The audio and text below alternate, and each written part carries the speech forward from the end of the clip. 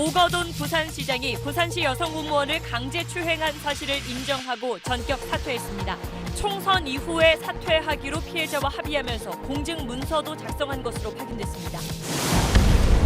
정부가 김정은 위원장이 적어도 나흘째 강원도 원살에 있는 것으로 파악한 걸로 SBS 취재 결과 확인됐습니다.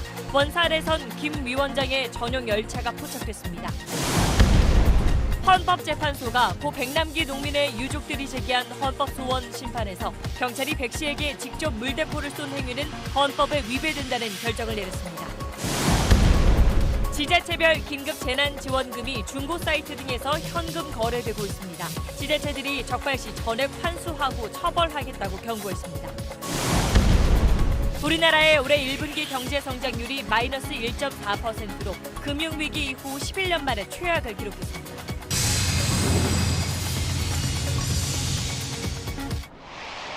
수소 전기차가 도시를 밝히는 시대로 현대 수소전기차. 네, 오거돈 부산시장이 오늘 오전 갑자기 기자회견을 열고 시장 자리에서 물러났습니다. 이번 달 초 자신의 집무실에서 시청 직원에게 불필요한 신체 접촉을 했다며 강제 추행 사실을 인정했습니다. 그러면서 피해자가 상처받지 않도록 보호해달라고도 말했습니다. 첫 소식 임태우 기자입니다. 오늘 오전 11시 오거돈 부산시장이 예정이 없던 기자회견을 자청했습니다.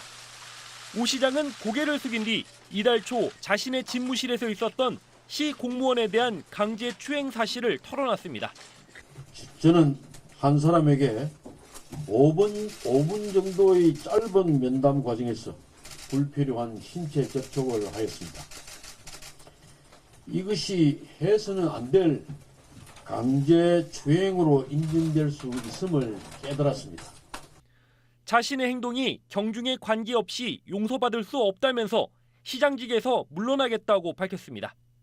공직자로서 책임지는 모습으로 피해자분들께 사죄드리고 남은 삶 동안 참여하는 마음으로 살아가겠습니다. 삼전 사기의 과정은 끝이죠. 오 시장은 3분가량 회견문을 읽은 뒤 질문도 받지 않고 도망치듯 퇴장해버렸습니다. 오 시장은 총선 전날인 지난 14일 연차를 낸 뒤 투표도 비공개로 했고 이후 외부 활동도 하지 않아 의구심을 낳았습니다. 한때 건강 이상설이 제기되기도 했지만 결국 성폭력 사건으로 네 번째 도전 끝에 얻어낸 부산시장 임기를 절반도 못 채우고 불명예 퇴진했습니다. 경찰은 오 시장에 대한 내사에 착수해 사건 경위 파악에 나섰습니다. 공석이 된 부산시장직은 내년 4월 보궐선거 때까지 변성환 행정부시장이 맡습니다. SBS 임태우입니다. 성추행 사건 이후 피해 여성은 오거돈 시장에게 공개적으로 사과하고 또 시장직에서 물러날 것을 요구했습니다. 이에 오 시장이 그 요구를 받아들여서 공증 문서까지 만들었던 걸로 확인됐습니다. 계속해서 송성준 기자입니다. 피해 여성은 사건 직후인 이달 초 변호사와 함께 부산 성폭력 상담소를 찾았습니다. 상담소는 곧바로 오 시장 보좌관을 통해 경위 파악에 나섰고 오 시장은 성추행 사실을 인정했습니다. 이후 오 시장은 이달 말까지 공개 사과를 하고 시장직에서 물러나라는 피해 여성의 요구를 받아들였고 피해자 가족과 변호사, 성폭력 상담소 측이 함께한 자리에서 공정 문서까지 작성한 것으로 확인됐습니다. 강제추행 사실 인정, 그다음에 어느 시일까지 사퇴하겠다는 내용이 명시되어 있습니다.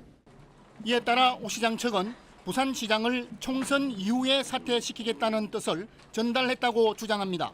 오 시장은 그동안 성폭력을 뿌리 뽑아야 할 구태라고 말해왔습니다. 지난해 9월 부산시 산하기관과 위탁기관 등에서 성희롱 사건이 잇따라 발생하자 엄벌하겠다고 경고까지 했습니다. 하지만 정작 본인이 성추행을 저지르며 형사처벌을 받을 처지에 놓였습니다. 피해 여성을 도와온 부산 성폭력 상담소는 오 시장이 약속했던 성폭력 전담팀 구성을 줄곧 미루는 등 그동안 보여온 태도를 봤을 때 예견된 일이었다고 비판했습니다. 또 이번 사건이 오 시장의 사퇴로만 끝날 문제가 아니라며 피해자 보호 등 강력한 대책을 촉구했습니다. SBS 송승준입니다. 피해자는 오늘 입장문을 통해 이번 사건은 명백한 성범죄라며 그 때문에 평범했던 자신의 인생이 송두리째 흔들렸다고 말했습니다. 잘못한 사람이 처벌받는 게 당연하기 때문에 오거돈 시장에게 사퇴를 요구했다며 이번 사건이 정치적으로 이용되지 않길 바란다고도 했습니다. 이 내용은 조윤아 기자가 전하겠습니다. 피해 여성은 자신도 월급날과 휴가를 기다리는 평범한 직장인이었다는 글로 입장문을 시작했습니다. 하지만 이달 초 업무상 호출이란 명목으로 난생 처음 오 시장 집무실에 불려갔고 성추행을 당했다고 밝혔습니다. 전혀 예상치 못한 사건으로 자신의 인생이 송두리째 흔들리고 있다며 힘든 심경을 표현했습니다. 오 시장이 기자회견에서 밝힌 일부 문구엔 유감을 드러냈습니다. 강제추행으로 인정될 수 있음을 깨달았다. 경중에 관계없이 등의 표현으로 되레 제가 유난스러운 사람으로 비칠까 두렵습니다. 이번 사건은 명백한 성추행으로 성범죄의 경중을 따질 수 없다는 점을 분명히 한 겁니다. 피해 여성은 또 오 시장 측에 사전에 입장문 내용을 확인하겠다고 의견을 수차례 보냈지만 받아들여지지 않았고 기자회견 시간조차 갑작스레 이뤄졌다고 주장했습니다. 이번 사건을 총선과 연관짓는 일부 움직임에 대해선 정치적으로 이용되지 않길 바란다고 경계했습니다. 분명하게 말씀드립니다. 정치권에 어떠한 외압과 회유도 없었으며 정치적 계산과도 전혀 무관함을 밝힙니다. 또 2차 피해 방지에 대한 근본적인 대책 마련을 부산시에 촉구했습니다. SBS 조윤아입니다. 내사에 들어간 경찰은 이 성추행 사건의 사실관계를 확인한 뒤에 엄정 조치하겠다고 밝혔습니다. 이 조사 결과에 따라서 오거돈 시장에게는 어떤 범죄 혐의가 적용될 수 있을지 이현정 기자가 짚어봤습니다. 재작년 비서의 폭로로 성범죄 혐의가 드러난 안희정 전 충남지사. 지난해 대법원에서 징역 3년 6개월의 형이 확정돼 복역 중입니다. 당시 검찰은 안 전 지사가 비서와 기습적으로 접촉한 데 대해선 강제추행 혐의를, 비서가 적극 반항하지 못했던 또 다른 신체 접촉에 대해선 업무상 위력에 의한 추행 혐의를 각각 적용했습니다. 오 시장의 성추행 사실을 공개한 피해자는 업무 시간에 집무실에서 추행을 당했다고 밝혔는데 피해자가 오 시장의 지휘를 받는 시청 공무원인 만큼 수사 결과에 따라 업무상 위력에 의한 추행 혐의도 적용 가능하다는 게 법조인들의 설명입니다. 특히 추행이 기습적으로 이뤄졌다면 상대적으로 법정형이 높은 강제추행 혐의가 적용될 수 있습니다. 또 성범죄는 친고죄나 반의사 불벌죄가 아니어서 피해자의 신고나 처벌 의사와 무관하게 수사기관이 처벌할 수 있습니다. 오거돈 시장에 대해서는 충분히 형사적으로 더 수사하는 것이 가능하고 또 이 경우에 구체적인 행위 태양에 따라서 위력에 의한 추행 내지는 강제추행 적용이 가능할 걸로 보입니다. 내사에 착수한 부산경찰청은 사실관계를 확인해 위법 사항이 확인되면 엄정 조치하겠다고 밝혔습니다. SBS 이현정입니다. 민주당은 오거돈 시장을 즉각 제명하겠다면서 국민들에게 사과했습니다. 통합당은 사퇴 시점을 민주당과 조율한 것 아니냐는 의혹을 제기하면서 검찰 수사를 촉구했습니다. 정치권 반응은 김민정 기자가 정리했습니다. 오거돈 부산시장이 성추행 사실을 인정하고 사퇴한 지 3시간 뒤 민주당이 긴급 기자회견을 열었습니다. 윤호중 사무총장은 오 시장이 불미스러운 일로 임기 중에 사퇴한 데 대해 국민께 사과드린다며 오 시장을 즉각 제명하겠다고 밝혔습니다. 내일 당장 이 윤리심판원 회의가 열릴 예정이고요. 제명 이외의 다른 조치를 생각하기 어려울 것 같습니다. 다만 민주당은 오 시장의 사퇴 회견 일정을 오늘 오전 9시 30분쯤 부산시당으로부터 보고를 받았다며 사전에 이 사안을 전혀 알지 못했다고 해명했습니다. 민주당 부산시당 관계자도 진짜 오늘 알았다며 부산시에서도 한두 명만 알고 있었을 것이라고 말했습니다. 이에 대해 통합당은 이번 사건으로 여성 인권과 보호를 최우선으로 한다는 민주당의 민낯이 그대로 드러났다고 비판했습니다. 법적 책임은 물론이거니와 더불어민주당은 국민 앞에 석고 대죄하고 재발 방지책을 내놓아야 할 것입니다. 그러면서 오 시장의 사퇴 시점을 총선 이후로 정하는 과정에 민주당이 개입했을 수 있다며 민주당이 오 시장 성추행 사실을 인지한 시점을 검찰 수사로 밝혀야 한다고 주장했습니다. 정의당은 오 시장의 사퇴만으로 성폭력의 책임을 면할 수 없다며 민주당도 이 사태를 어떻게 책임질지 방안을 찾길 바란다고 촉구했습니다. SBS 김민정입니다. 다음 소식입니다. 긴급 재난지원금을 모든 국민에게 다 나눠준 뒤에 자발적인 기부를 유도하겠다는 방안을 어제 여당이 내놨었는데 기재부가 조금 전에 그 제안을 수용하겠다고 밝혔습니다. 지원금을 신청하지 않거나 받은 뒤에 기부하는 사람에게는 세액 공제가 적용됩니다. 자세한 내용 화강윤 기자가 전하겠습니다. 기획재정부는 전 국민에게 재난지원금을 주는 방안을 정부가 받아들였다는 어제 정세균 총리의 발언에 대해 종일 명확한 입장을 밝히지 않았습니다. 국회 협의를 기다리겠다는 의례적인 입장 표명이 전부였습니다. 내부적으로는 앞으로 고용대책과 기간산업 대책 등 돈 쓸 일이 많은데 효과가 불투명한 전국민 지급이 적절하냐는 볼멘 소리가 지속됐습니다. 정세균 총리가 오늘 다시 나섰습니다. 혼란을 야기할 수 있는 발언이 보도되는 건 결코 바람직하지 않다며 홍남기 부총리는 이런 뜻을 기재부에 정확히 전하라고 공개 경고했습니다. 저녁 7시쯤 기재부는 의견을 같이 하겠다는 입장을 내놨습니다. 긴급 재난지원금 특성상 하루라도 빨리 지급해야 하는 사안의 시급성, 정치권의 100% 지급 주장, 소득 상위 30% 국민들의 기부 재원이 더 귀한 곳에 활용될 수 있다는 점을 종합적으로 감안했다고 설명했습니다. 정부는 지원 대상 확대에 따르는 추가 재원을 국채 발행을 통해 마련하고 자발적 기부금은 고용 유지나 실직자 지원 등 더 시급한 곳에 활용하겠다고 밝혔습니다. 기부금을 모으기 위한 법률 재개정에도 착수하기로 했습니다.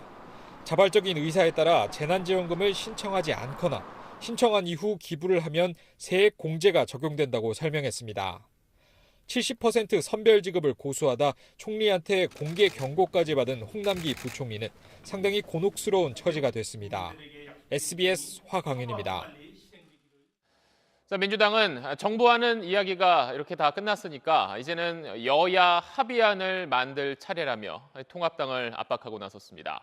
이에 통합당은 수정안에 구체적인 내용을 밝히라고 요구하면서도 들어 누워 막을 생각은 없다고 한 발 물러섰습니다. 이어서 윤나라 기자입니다.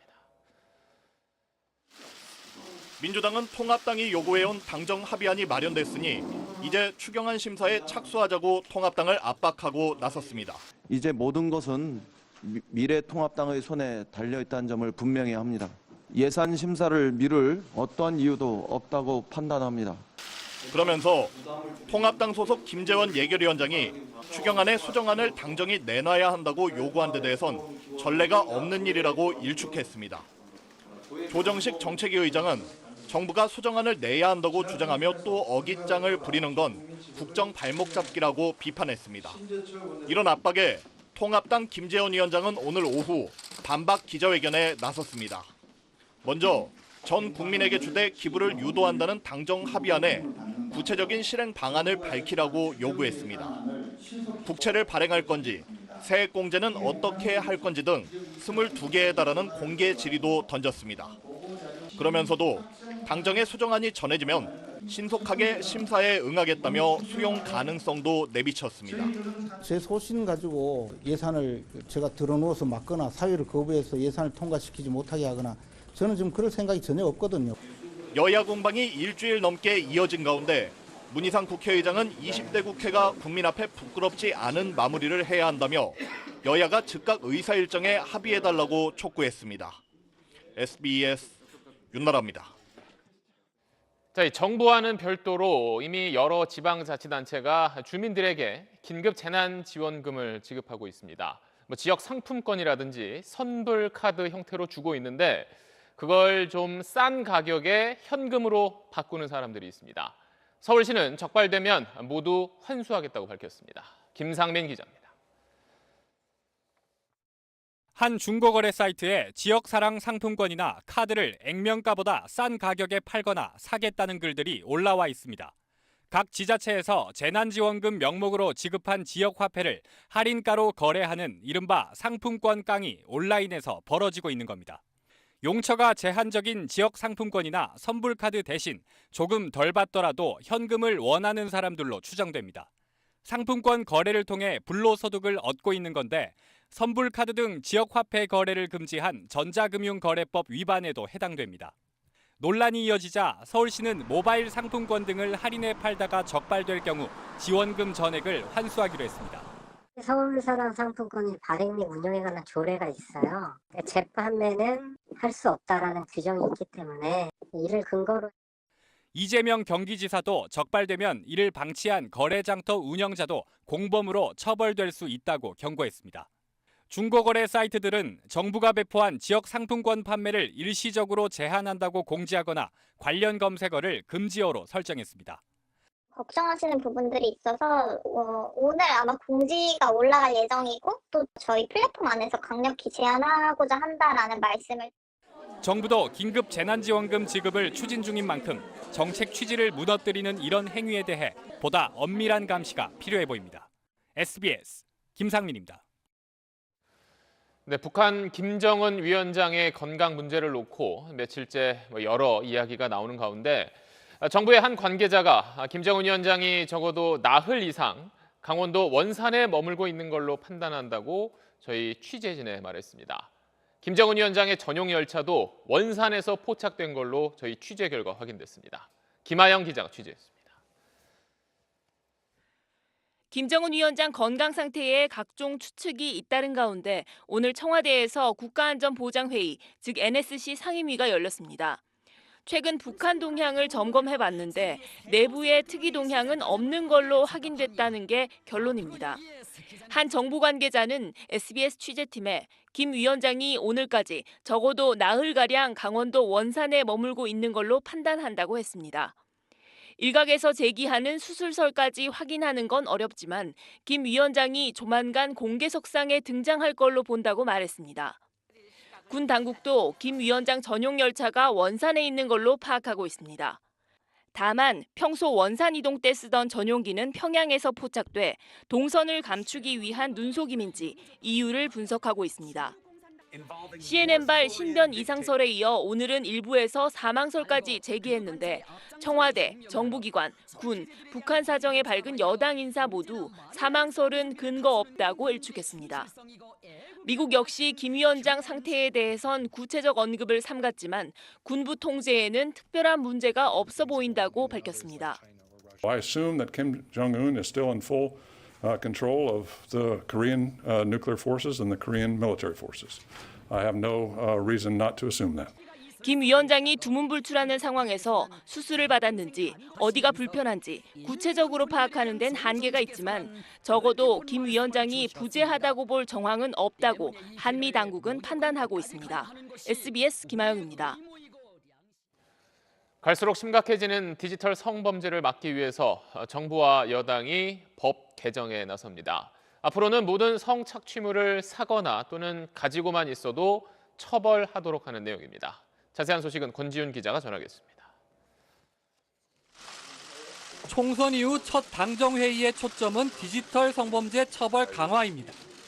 N번방 사건 이후 국회에 발의된 각종 법안 가운데 성착취물 구매자와 소지자로 처벌 대상을 확대하는 법안은 꼭 처리하기로 당정은 뜻을 모았습니다. 현행법상 아동 청소년 성착취물은 갖고만 있어도 이미 처벌 대상인데 이를 전체 성착취물로 확대하는 겁니다. 아동 청소년 성착취물의 경우 제작 범죄에 대한 공소시효를 폐지하고 판매자에 대해선 형량을 현행 징역 10년 이하에서 5년 이상으로 하한을 두는 식으로 높이기로 했습니다. 미성년자가 동의했더라도 성관계를 맺으면 그 자체로 성폭행으로 간주해 처벌하는 의제 성폭행도 피해자 나이 기준을 현행 13세 미만에서 16세 미만으로 높여서 처벌을 강화합니다. 마약 사건처럼 잠입 수사도 허용하고 유죄 확정 전에도 범죄 수익을 몰수할 수 있는 독립 몰수제도 도입합니다. 유죄 판결 이전이라 해도 몰수할 수 있도록 하고 피의자의 신상도 적극 공개하겠습니다. 반인륜적 디지털 성범죄에 대한 처벌을 강화하자는 사회적 공감대에 발맞춘 건데 독립 몰수제의 경우 유죄 확정 전 몰수는 위헌 소지가 있고 처벌 형량에서 디지털 성범죄와 다른 강력범죄의 형평성을 따져봐야 한다는 일부 반론 등이 입법 논의 과정에서 제기될 걸로 보입니다. SBS 권준입니다. 지난 2015년 서울 종로에서 열린 집회에서 농민 백남기 씨가 경찰이 쏜 물대포를 맞고 숨졌습니다. 헌법재판소는 당시 경찰이 백 씨를 겨냥해서 직접 물대포를 쏜 건 헌법에 어긋난다고 판단했습니다. 백남기 씨의 생명권과 집회의 자유를 침해했다는 겁니다. 강청환 기자입니다.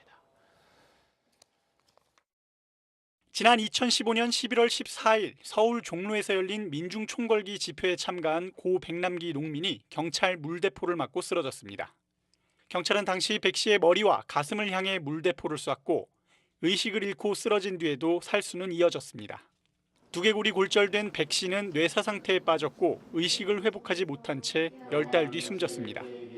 유가족은 경찰이 백 씨를 겨냥해 물대포를 쏜 이른바 직사살수 행위가 생명권과 집회 자유 등을 침해했다며 헌법 소원을 냈습니다. 4년 4개월이 지난 오늘 헌법재판소는 이에 대해 위헌 결정을 내렸습니다. 직사살수는 생명과 신체에 치명적인 결과를 가져올 수 있어 꼭 필요한 상황에만 이뤄져야 하는데 당시 백 씨의 행위가 이를 사용할 필요가 있는 위험이 있었다고 보기 어렵다고 판단한 겁니다.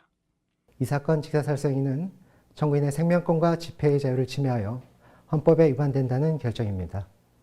당시 경찰 지휘부는 상황이 급박했다며 직사살수의 정당성을 주장했지만 지난해 8월 서울고등법원은 과잉살수를 방치하는 등 지휘감독 의무를 제대로 하지 않았다며 구은수 당시 서울지방경찰청장 등 경찰 관계자들에게 유죄를 선고했습니다.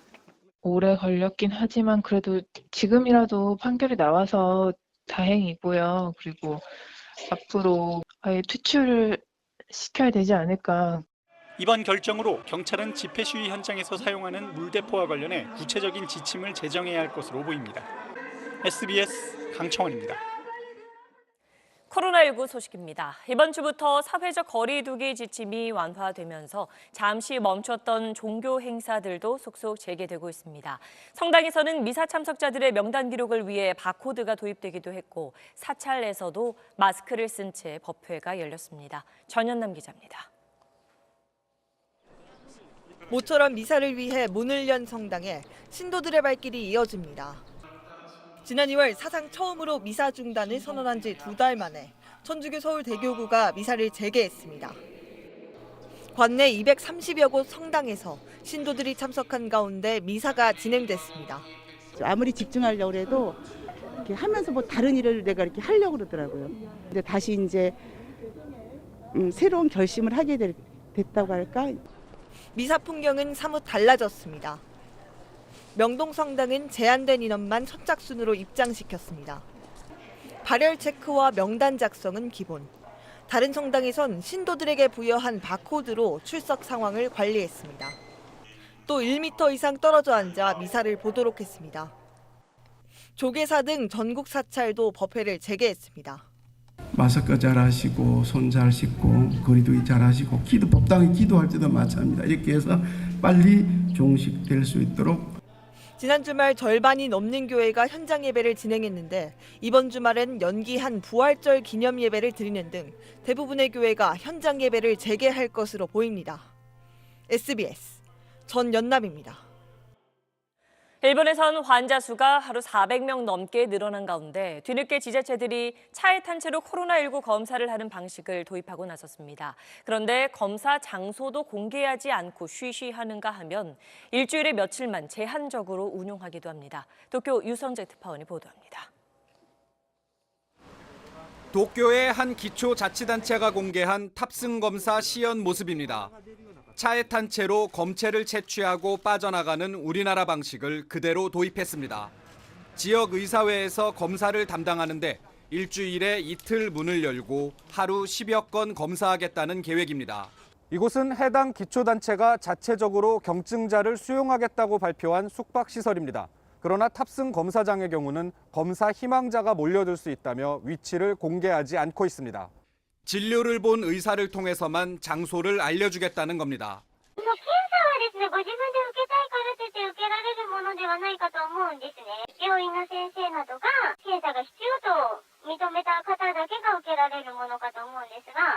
진단 장비가 부족한 상황에서 검진 희망자가 너무 많이 몰리는 것을 우려한 것으로 보입니다.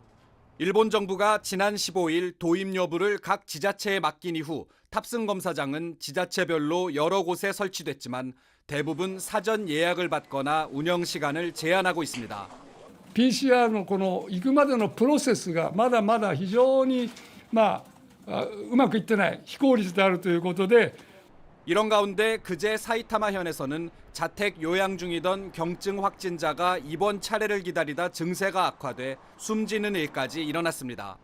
현장 의료 체계가 이미 감당할 수 없을 정도로 붕괴하고 있다는 방증이라는 지적입니다. 도쿄에서 SBS 유성재입니다. 네, 중국도 계속 조심하는 분위기입니다. 다른 사람과 접촉하는 악수 대신에 자신의 두 손을 모아 올리는 공수 인사를 장려하기도 하고 연중 최대의 정치 행사인 양회도 화상회의로 진행할 것으로 보입니다. 베이징 정상엽 특파원이 보도합니다. 저장성 취저우시 인민대표대회 개막일입니다. 회의에 참석한 대표들이 악수 대신 팔을 뻗어 두 손을 모으고 허리를 숙여 인사합니다. 중국 사극에서 보던 전통 인사, 이른바 공수 인사입니다. 시 당국은 공무원과 사회단체들에 이렇게 인사하라고 지시하고 일선 학교들도 전통 인사 교육에 나섰습니다.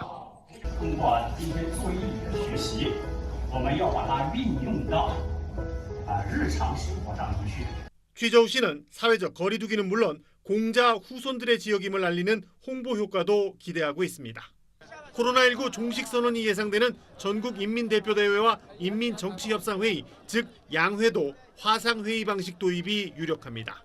10,000명에 육박하는 지방 대표들이 베이징에 모여야 하는 상황에서 바이러스 확산 위험을 최소화하고 중국의 정보통신 기술력을 대내외에 과시하는 일석이조의 방안이라는 겁니다. 하지만 코로나19 재확산 위험은 여전히 상존하고 있습니다. 미국에서 하얼빈시로 입국한 뒤 집단 감염에 시초가 된 유학생이 이달 초엔 상하이로 건너가 성형수술을 받은 사실이 드러나 방역당국에 비상이 걸렸습니다.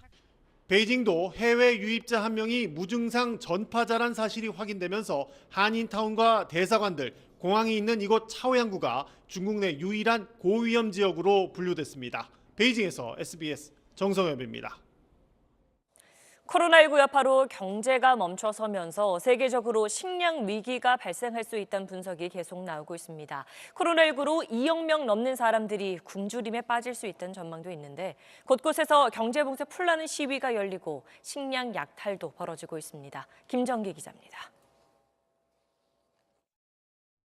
식량 운송 트럭이 수백 명의 군중에 둘러싸였습니다. 트럭 안의 밀가루는 굶주린 사람들의 약탈 표적이 되고 서로 빼앗고 빼앗기는 싸움이 벌어집니다. 봉쇄 조치로 생계가 막막해지고 당장 저녁거리가 걱정인 이들에게 코로나19 감염 공포는 부차적인 문제입니다. See, I don't care if the army will kill me. I prefer to die by coronavirus than to die by angry virus. 상점의 식료품은 동났고 범죄까지 증가하면서 민심은 더욱 흉흉해졌습니다. 공권력이 채 미치지 못하는 빈민촌엔 자경대가 구성됐습니다. We decided to use whatever we have to defend ourselves and our people and our community. 먹을 것이 떨어진 남미 콜롬비아의 빈민들은 창문에 빨간 천을 내걸고 봉쇄 조치를 어겨가며 거리로 나왔습니다. Pañales, necesitan leche, personas de adulto mayor, discapacitados, muchas personas que necesitamos. 지난주 인도 뭄바이에서는 일자리가 없어진 이주 노동자 수만 명이 사회적 거리두기 명령을 어기고 항의 시위를 벌였고 시리아의 한 난민 가장은 가족의 생계를 책임지지 못하는 데 절망해 극단적인 선택을 하기도 했습니다. UN 세계 식량 계획은 코로나19로 올해 2억 6,500만 명이 굶주림의 위기에 놓일 수 있다고 전망했습니다. SBS 김정기입니다. 네, 다음 소식입니다. 지난주 전북 전주에서 실종됐던 30대 여성이 오늘 숨진 채 발견됐습니다. 그동안 경찰이 범죄의 가능성에 무게를 두고 수색해왔는데 이틀 전에 구속된 유력한 피의자 30대 남성은 범행을 완강히 부인하고 있습니다. JTBC 나금동 기자가 보도합니다. 진안군 성수면의 한 하천변입니다. 경찰이 오늘 오후 4시쯤 여성 시신 한 구를 발견했습니다. 지난 14일 밤 실종된 30대 여성입니다. 여성의 시신이 발견된 곳입니다. 시신은 뒤에 보이는 풀숲에 거의 가려져 있었습니다. 시신을 발견한 곳은 여성의 지인인 31살 남성 A씨의 차량이 여성이 실종된 다음 날 오후에 40분가량 머무른 곳입니다. 숨진 여성은 지난 14일 밤 A씨의 차량에 강제로 태워진 채 집을 나섰습니다. A씨의 차량에서는 여성의 혈흔과 삽이 나왔습니다. 또한 A씨가 여성의 귀금속을 아내에게 줬고 모바일 뱅킹으로 48만 원을 송금받은 사실도 확인됐습니다. 경찰은 이런 정황을 토대로 A씨를 살인과 강도 혐의로 지난 21일 구속하고 실종 여성을 수색해왔습니다. 하지만 A씨가 혐의를 부인해 수색에 어려움을 겪었습니다. A씨는 프로파일러와 거짓말 탐지기 조사도 거부했습니다. 피의자는 피해자가 발견됐다는 사실을 알면서도 전부 부인하고 있습니다.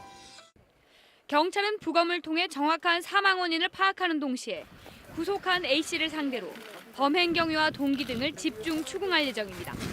JTB 뉴스 나금동입니다.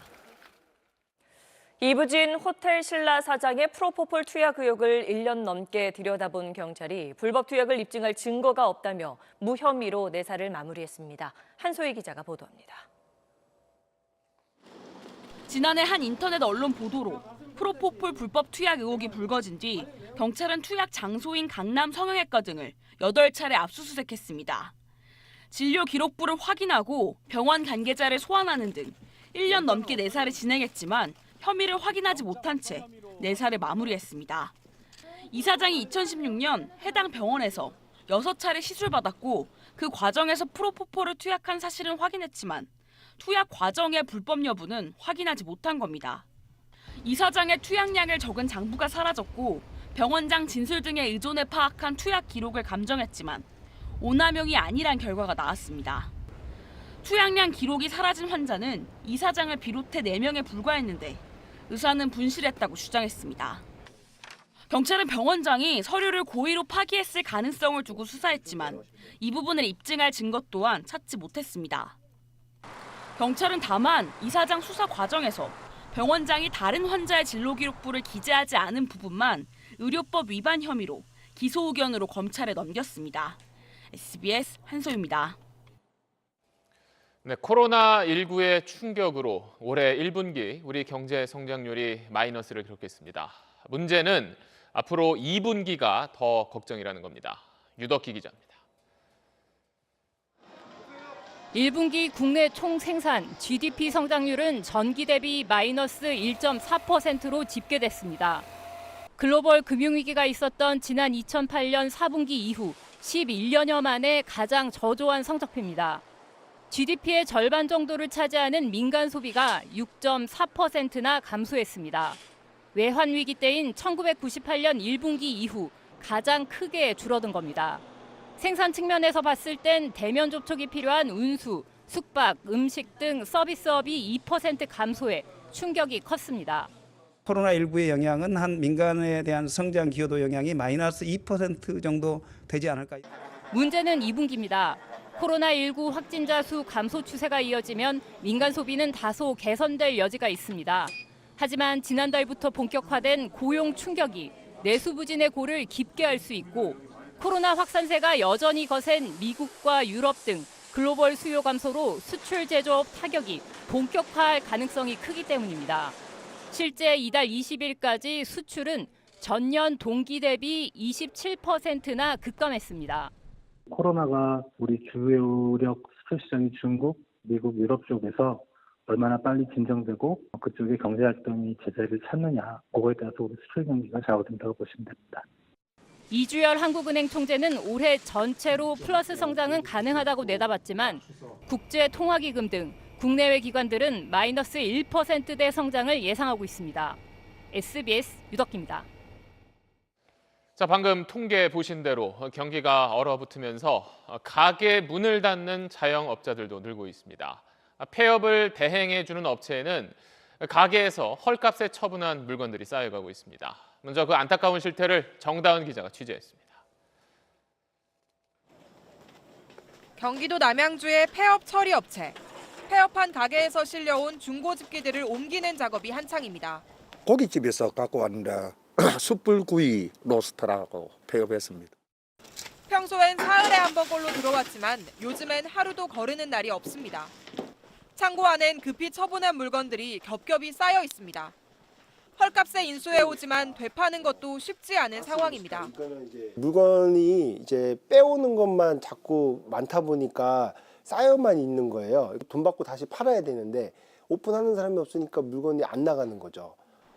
유례가 없는 소비 위축에 오래된 가게들도 속수무책 무너지고 있습니다. 조만길 씨는 아내와 함께 12년을 운영해온 막창구이집을 최근 정리했습니다. 가게 임대료도 내기가 어려울 정도로 그렇게 힘들게 됐어요. 그래서 눈물밖에 안 나죠. 앞으로 생활이 암담하니까. 지난 3월 한 달간 서울에서 문을 닫은 음식점과 카페 등 식품위생업소는 3,700여 곳에 달합니다. 지난해 같은 기간에 비해 417곳이 더 문을 닫은 겁니다. 유튜브엔 안타까운 폐업 사연과 과정을 담은 이른바 폐업 비디오가 수두룩하게 올라와 있습니다. 자영업이 제가 생각한 거랑 다르게 너무 힘들어서 꿈과 현실은 다르다는 걸 절실히 느꼈습니다. 소상공인의 약 82%가 매출이 지난해 절반 이하라고 답했고 90% 이상 급감했다는 곳도 32.9%나 됩니다. 특히 코로나 사태가 더 길어지면 폐업하거나 폐업을 고려하겠다는 답변은 70%가 넘었습니다. SBS 정다은입니다. 네, 자영업자에게 폐업은 더 큰 손실을 막기 위한 마지막 선택인 만큼 잘 따져보고 신중하게 결정해야 합니다. 어쩔 수 없이 문을 닫아야 한다면 그 손실을 최대한 줄이는 방법과 함께 정부 지원책도 챙겨봐야 합니다. 이 내용은 이성훈 기자가 전하겠습니다. 개업 1년도 안 돼 코로나 사태를 겪게 된 조영준 씨는 인건비를 줄여 2달여를 버텼습니다. 버텨보자. 처음에 그 생각이었어요. 그래서 저랑 지금 공부하고 있는 우리 학생 아들 막둥이랑 둘이 했었어요. 그러나 월 매출이 200만 원대로 곤두박질 치자 고심 끝에 가게를 닫기로 했습니다. 정리가 큰 손실, 나중에 생길 손실을 막겠다. 왜 이걸 유지하면 비용 계속 들어가잖아요. 전문가들은 폐업 과정에서 예상치 못한 비용으로 손실이 더 커질 수 있는 만큼 철저하게 준비해야 재기의 발판을 마련할 수 있다고 조언합니다. 우선 폐업을 선택하기 전에 휴업을 고려해보는 것도 방법입니다. 코로나 이전까지의 매출을 봐서 사업을 운영하는데 내가 수익도 어느 정도 발생됐고 괜찮다.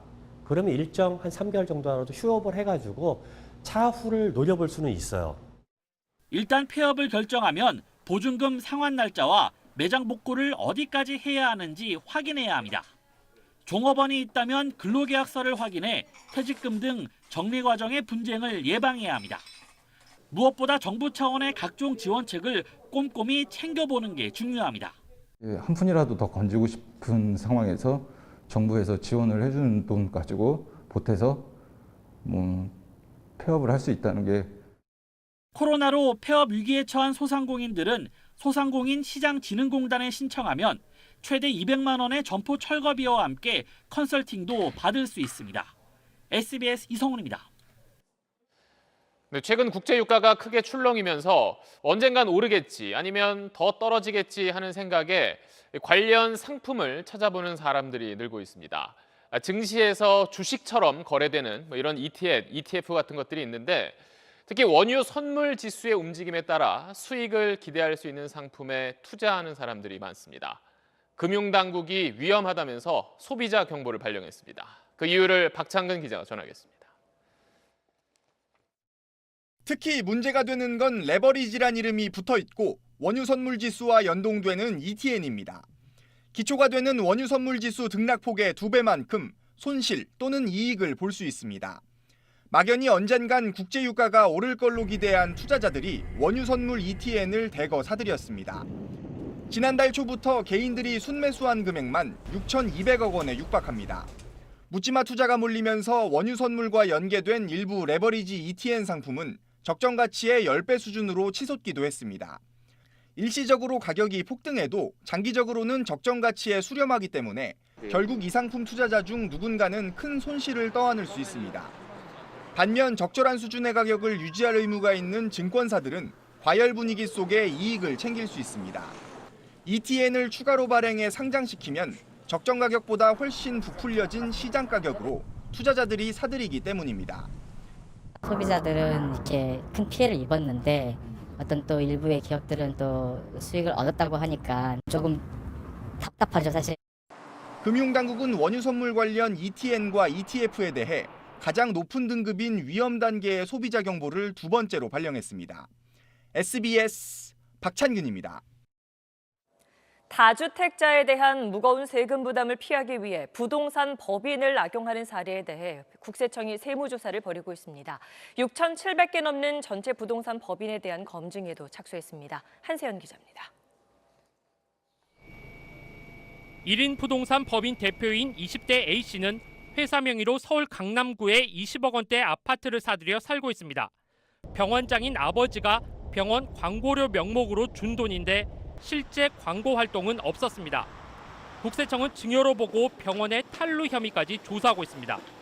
법인세만 내고 이제 자녀는 자기 입맛에 맞는 재테크 하는 거죠. 월급으로 빼가든 배당 받아가든 법인에서 굴리면서 재투자를 해도 되거든요. 다주택자에 대한 중과세를 피하려고 부동산 법인을 악용하기도 합니다. 고가 아파트 2채를 보유 중인 B씨는 가족 지분 100% 법인에 한 채를 싸게 팔아 양도세를 내지 않고 나머지 한 채도 1가구 1주택으로 신고해 비과세 혜택을 받았습니다. 설사 내가 투자해가지고 법인의 재산을 주식을 갖고 있다 하더라도 이것은 다른 실체이기 때문에 법인 소유는 이 개인하고 구분되기 때문에 거기서 피해 나가는 겁니다. 이런 수법으로 세금 탈루 혐의가 확인된 부동산 법인 27곳에 대해 국세청이 세무조사에 들어갔습니다. 대부분 1인 주주, 가족 소유 법인입니다. 올 1분기 개인이 법인에 넘긴 아파트 거래는 13,000여 건으로 벌써 지난해 전체 거래의 73%에 달했습니다. 자녀에게 편법 증여하거나 다주택자에 대한 규제를 회피하는 수단으로 악용되고 있습니다. 국세청은 6,700여 개 부동산 법인에 대한 전수 검증에 나서는 한편 부동산 법인을 세운 경우에도 양도세 중과세가 적용되도록 제도 개선을 관계부처에 건의했습니다. SBS 한세연입니다. 네, 지금 제 양 옆으로 보이는 건 인도 뉴델리를 찍은 모습입니다.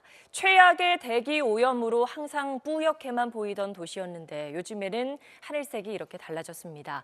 코로나19로 사람들이 멈춰서면서 오히려 지구는 빠르게 회복되고 있다는 게 곳곳에서 확인됩니다. 김경희 기자가 보도합니다. 최악의 대기 오염으로 그 위용을 제대로 감상할 수 없었던 중국 만리장성도. 커튼에 가린 듯 전승기념문의 존재만 확인할 수 있었던 뉴델리의 거리도 최근엔 파란 하늘 아래 선명한 모습을 보이고 있습니다. 맑아진 하늘은 위성사진으로도 확인할 수 있습니다. 위성사진에서 붉은색으로 나타나는 이산화질소 농도는 지난 1월 23일 우한 봉쇄령 이후 중국 전역에서 빠르게 낮아집니다. 유럽에서 가장 많은 사망자가 나온 이탈리아에서도 이동 제한령이 발표된 3월 초 이후 붉은색이 사라졌습니다. 전 세계적인 이동 제한과 공장 가동 중단이 각국 대기질 개선에 결정적이었다는 분석입니다. NO2 is produced by traffic and industry, very drastic decrease, about 40% decrease. 대기 오염에 가렸던 히말라야 산맥이 눈앞에 펼쳐지고 캥거루는 텅 빈 도심에서 마음껏 뛰어다닙니다. But if we completely lose focus on the environmental crisis, the climate crisis and the ecological crisis during this time, then we end up lurching from one crisis to the next. 코로나19로 인간이 움츠러들자 인간 곁으로 한껏 다가온 자연. 꽤 이어질 코로나 세상과 그리고 그 이후 인류의 삶의 방식을 되돌아보게 하는 역설적 화두를 던져주고 있습니다. SBS 김경희입니다. 서울의 한 자치구가 코로나19로 장사가 어려워진 청년 상인과 또 무료 급식소 폐쇄로 어려움을 겪는 취약계층을 동시에 돕는 아이디어를 내놨습니다. 이른바 상생 도시락이란 건데요. 유수환 기자가 현장 취재했습니다.